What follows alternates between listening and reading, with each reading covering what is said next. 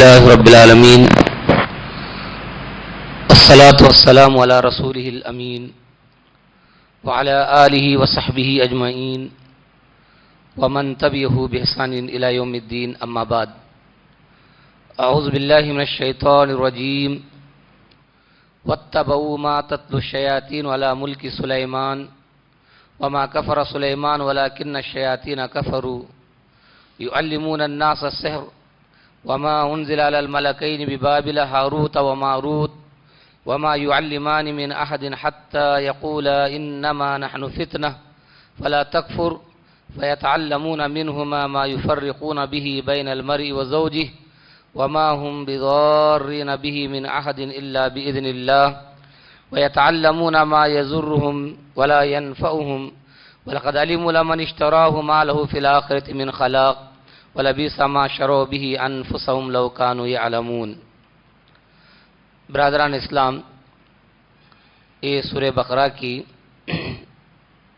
آیت کریمہ میں نے آپ کے سامنے پڑھی ہے۔ اس آیت کریمہ میں اللہ تبارک و تعالیٰ نے یہود کی ایک شرارت اور ان کا ایک دوسرے کے ساتھ برا سلوک کرنے کا ذکر کیا ہے، اس لیے کہ وہ اہل کتاب تھے۔ اللہ تعالیٰ نے ان کو کتاب عطا فرمایا تھا تورات، اور تورات پر عمل کرنے کا حکم دیا تھا، جیسے اس امت کو قرآن دیا ہے اور قرآن پر عمل کرنے کا حکم دیا ہے۔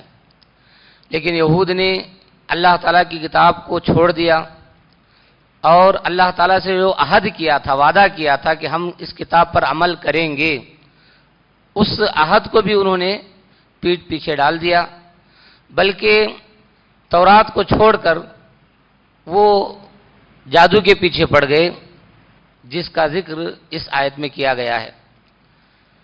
وَاتَّبَعُوا مَا تَتْلُو الشَّيَاطِينُ، یہود جو ہے اس کے پیچھے پڑ گئے جو شیاطین تلاوت کرتے تھے سلیمان علیہ السلام کے زمانے میں۔ سلیمان علیہ السلام نے کفر نہیں کیا، لیکن شیاطین نے کفر کیا۔ شیاطین لوگوں کو جادو سکھاتے تھے۔ بابل شہر کے اندر دو فرشتے تھے جن کو اللہ نے بھیجا تھا، ہاروت اور ماروت۔ ان دونوں پر اللہ تعالیٰ نے جادو کا علم نازل کیا، اور وہ دونوں کسی کو جادو نہیں سکھاتے تھے، یہاں تک کہ یہ کہتے تھے کہ ہم آزمائش ہیں، ہم فتنہ ہیں، تم جادو نہ سیکھو، کفر نہ کرو۔ لیکن یہود زبردستی ان سے جادو سیکھتے تھے، اور ایسا جادو سیکھتے تھے جس کے ذریعے سے میاں بیوی کے درمیان تفریقہ ڈالتے تھے، جدائی ڈالتے تھے۔ حالانکہ جادو کے ذریعے سے وہ کسی کو بھی نقصان نہیں پہنچا سکتے تھے مگر اللہ کی اجازت سے۔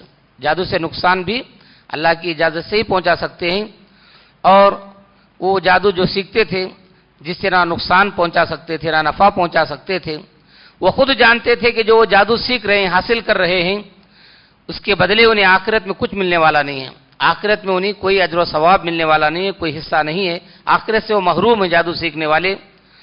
کیا ہی برا ہے کہ وہ جادو کے بدلے اپنے آپ کو بیچ دیتے تھے، جادو سیکھنے کے بدلے اپنے آپ کو بیچ دیتے تھے۔ کیا ہی بری چیز ہے، کاش کہ وہ اس کی حقیقت کو جانتے۔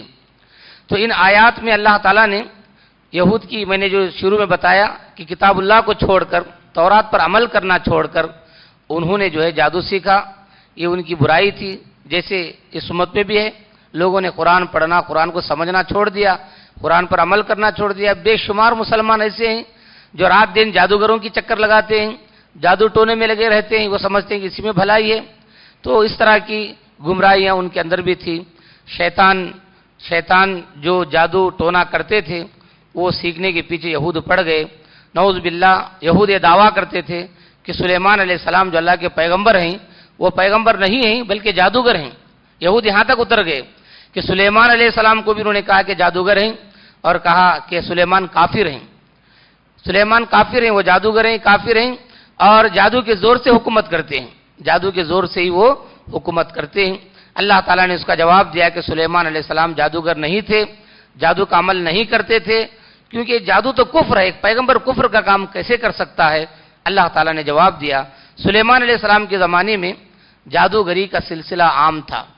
یہ ہر ایک زمانے میں ایک چیز عام ہوتی ہے، جادوگری کا سلسلہ عام تھا، تو سلیمان علیہ السلام نے کیا کیا، جادوگروں کی کتابوں کو جمع کیا، منگوایا حکومت کی طرف سے، سب کتابیں جتنی بھی ان کی حکومت میں کتابیں پڑھائی جاتی تھی جادو کی، سب کو ضبط کیا، ضبط کر کے اس کو ختم کرنے کے لیے، جادو کو ختم کرنے کے لیے ساری کتابوں کو منگا کر انہوں نے کیا کیا، اپنی کرسی کے نیچے دفن کر دیا تاکہ جادو نہ چلے حکومت کے اندر، کیونکہ جادو کفر ہے۔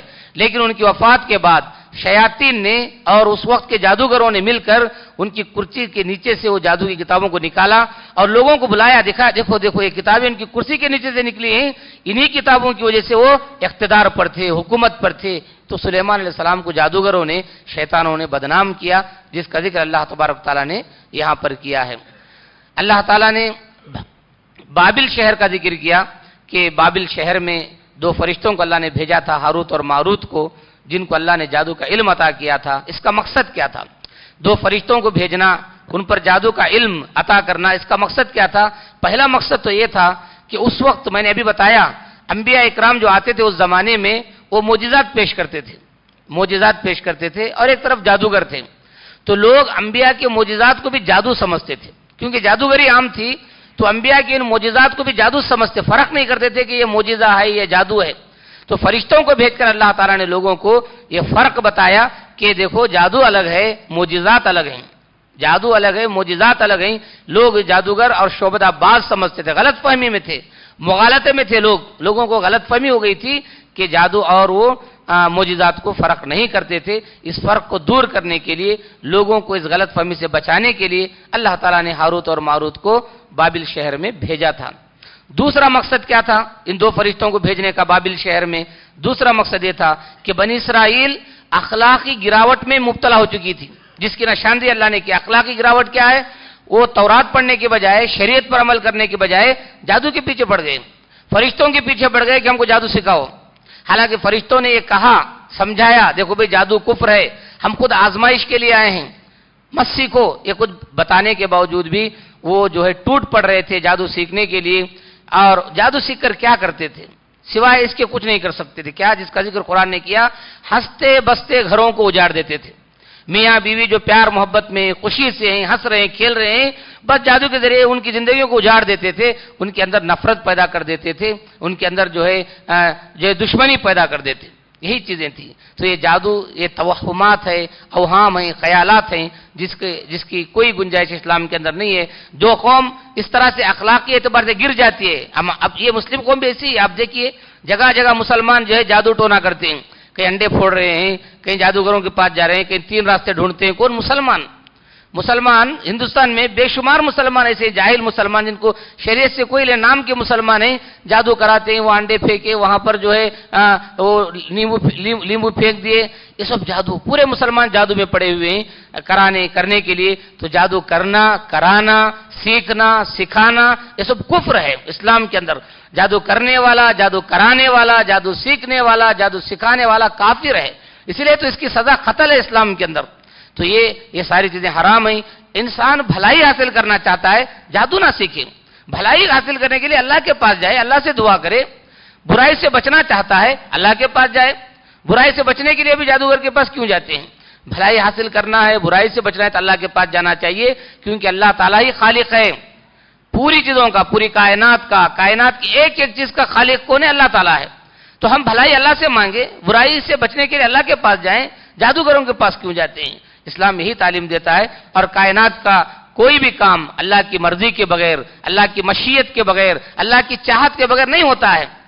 تو اللہ کی چاہت کے بغیر جب کوئی کام نہیں ہوتا، جادو بھی نہیں چلتا۔ آپ نے ابھی سنا نا، جادو بھی نقصان اللہ کی اجازت سے دیتا ہے، اللہ اجازت نہ دے تو جادو بھی نقصان نہیں دیتا۔ جب اتنا سب ہم کو معلوم ہے تو پھر ہم جادوگروں کے پاس کیوں جاتے ہیں جو کہ کفر ہے؟ ہم کو اللہ کے پاس جانا چاہیے، ہم اللہ کے بندے ہیں، اللہ نے پیدا کیا ہے، ہمارے مسائل اللہ حل کرے گا۔